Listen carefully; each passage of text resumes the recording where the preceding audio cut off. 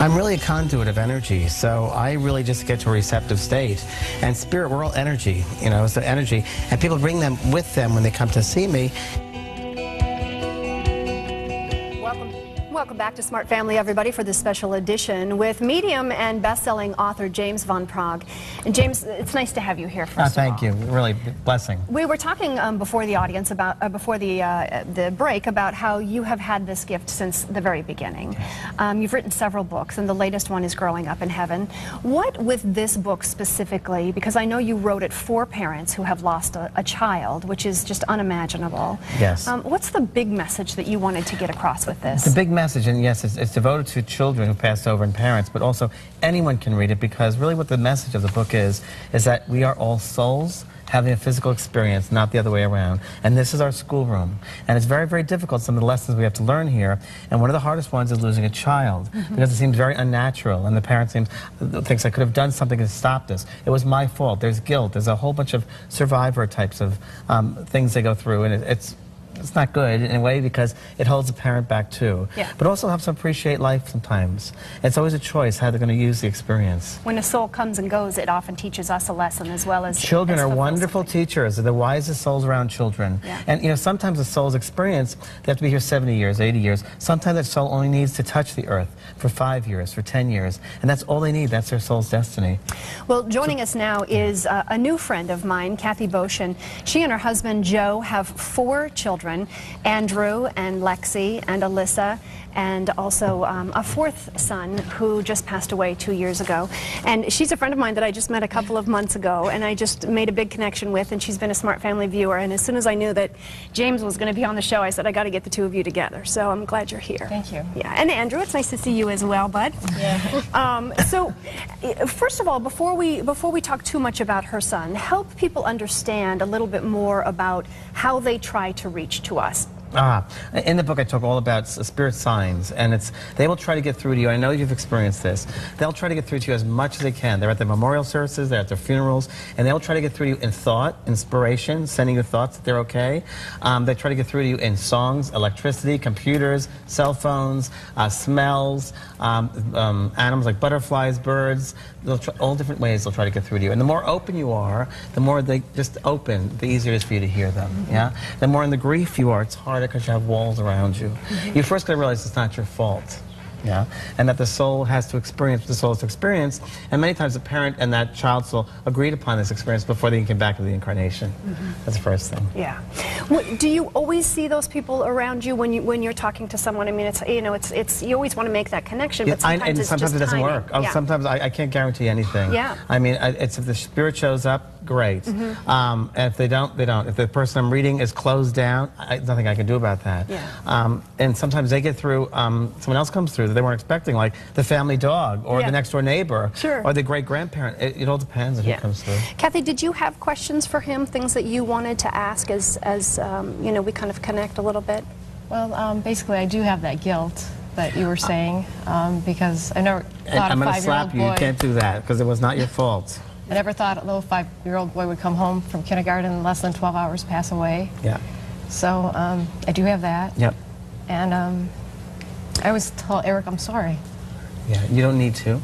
Yeah, and he hears your thoughts. They hear our thoughts very clearly, very, very strongly. So they'll always hear your thoughts. So he's right here. You want to speak to him? Yeah. Sure. Do you remember building tents with him in a bed?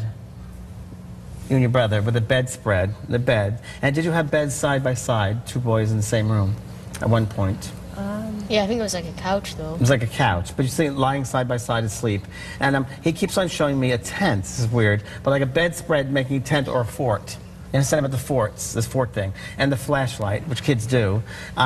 Very, very interesting. I know there's a drawer of his things that you still have. Is that right?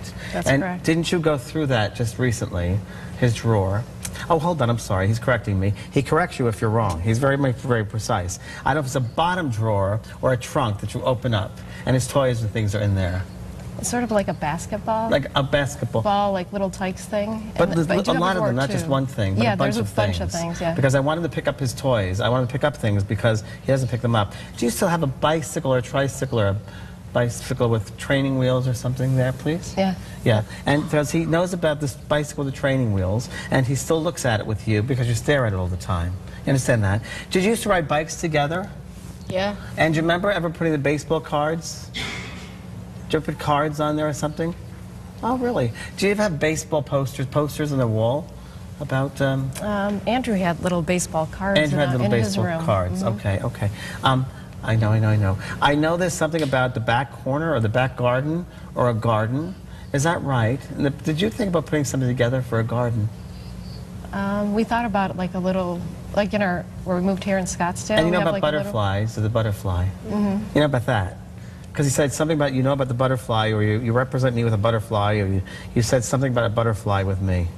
Well, we used to go to the zoo in Cleveland, and there was a butterfly garden, and Okay. he always knew I didn't want to go in it because the butterflies fly all around you. Oh, that's what it means. Okay, I wasn't sure what that meant. See, I don't know what it means. It shows me I butterflies. was always wanted to be the one left out, not go in with... Oh, I the see. butterflies would be all over your head. Now, would you know about a mirror, or there are decals all over something? I don't know if it's a bedroom or something with decals. Do you know about this? These little, decals or something, or stickers. Like Snoopy and... Yeah, the stickers they put on something. Is that in the bedroom, or is that in the... That was in his bedroom. In his bedroom, thank you. He's showing me that, and I know that. And I know there are animals there, and stuffed animals, and I know there's a shelf of them as well. And I just got to say that. It was not your fault. It's a lot here. It's a lot here. We don't have time, but it's a lot here. Right.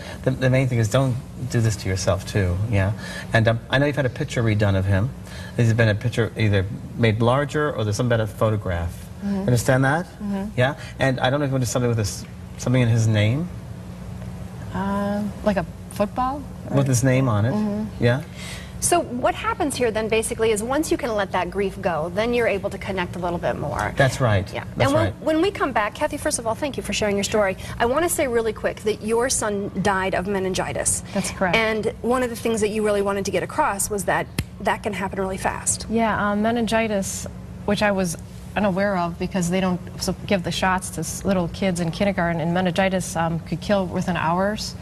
And like I said, he had flu-like symptoms, and from 4 p.m. until before 4 a.m. he died less than 12 hours because it shut down all his organs and poisoned his... But when I tune into him, he's not like that anymore. So I want to tell you, the sickness, the illness, I don't get that with him. He's so far away, removed from that. I just need to let that, when I bring them through, they don't go to that illness. Don't think of him that way. He's very, very healthy. He showed me him playing a pirate. I don't know, but he's showing me playing a pirate. I have a patch on my eye, and he has a hat, and he's playing pirates. I don't know what that means. I don't know if you're going to go see Pirates of the Caribbean, and he wanted to go, but this is what I'm being told. All right, well, we're out of time. Thank you so much for the two of you coming together.